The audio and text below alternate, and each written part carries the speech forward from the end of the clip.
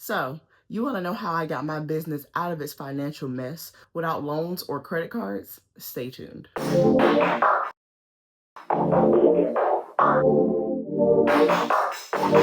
I'm B, for all that don't know. I have been a business owner for the past 6 years, and it has been a roller coaster. And I have had a lot of financial ups and a lot of financial downs. And the downs have been more than the ups, for sure. But that's a part of business. That's part of running a business, is you're gonna have a lot of learning curves, is what I like to call them. And it changes the dynamics of how you think, how you run your business. I am learning as I go. I don't have a mentor.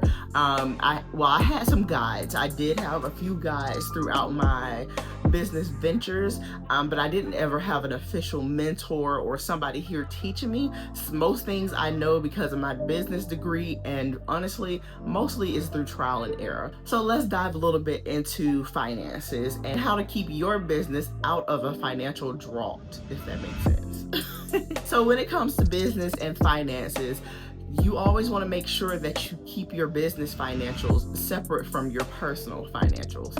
A lot of business owners, when they start out, they're not making much money. They're pouring in most of their personal finances into their business, which means you're now starting to intertwine and mix up your personal money with your business money. And from the jump, you want to keep that separated. You want to have your separate business bank account. You want to have your separate, if you have credit cards, you want to have separate business credit cards. You want to keep everything separate. You don't want to just keep pushing money from your personal account to your business account and vice versa. Trust me, I've been there. Okay, so that's called, like, I think it's embezzling. If I'm not mistaken. So yes, you want to keep your personal and business separate. Trust me, your business needs to be able to sustain and pay for itself. After a couple months or whatever, yes, you can put money into your business from your personal, but when you pull that money back out, make sure you categorize that as an owner's draw. Now, when it comes to cleaning up any type of business mess that you might already be in, when not having loans, without having credit cards, you may not have access to those things. If you do, I still would say to utilize them last, unless you want to jump. I'm not an expert. I'm just going based off of my opinion, so take that with a grain of salt. This is for entertainment purposes only. But when it comes to getting loans and getting credit cards and everything, how I avoided that is I bootstrapped. I literally poured all my personal finances, my savings, my income tax return checks.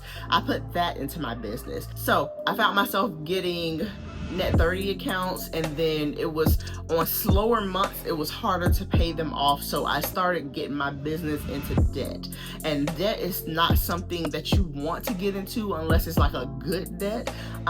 What is considered good debt is if your business is making money, but yet you take out a loan for expansion knowing that you'll make this money back. That's technically good debt. Look into grants. There are grants. There is funding for smaller businesses. You have the SBA out there that does, like, I believe it's a 7A loan, or they do micro loans for startup and smaller businesses.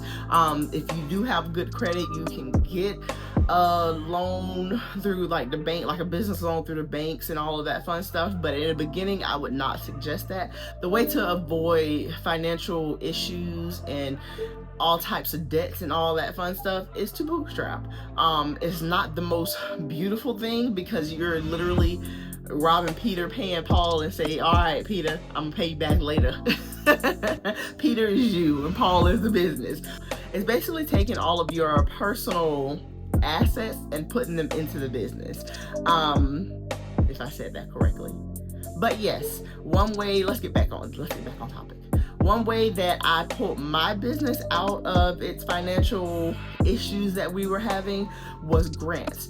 getting apply for different grants. If you are a Black woman, if you are Black, if you're Hispanic, if you're a small business owner, if you're a startup business, there are grants out there from $500 all the way up to some as high as like $250,000. Like, there are grants. Yes, they are competitive, but this is where you use like a score mentor or AI, to kind of help you learn how to navigate these grants and to get funding, because grants will literally help your business, and it's money that you do not have to pay this money back, okay? So I wanted to make this short and sweet and straight to the point.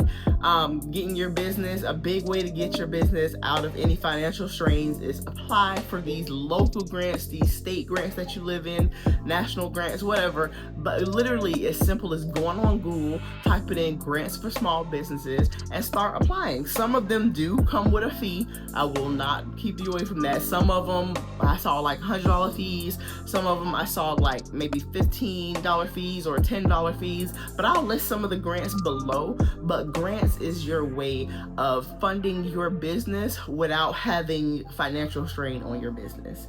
And who am I? I'm B, the creator, here to guide you step by step to building your business so you can avoid all the pitfalls that I fell into. Learn from my wins, my losses, and everything in between. Don't forget to like and subscribe. Thank you so much for watching this video, and I'll see you on the next one.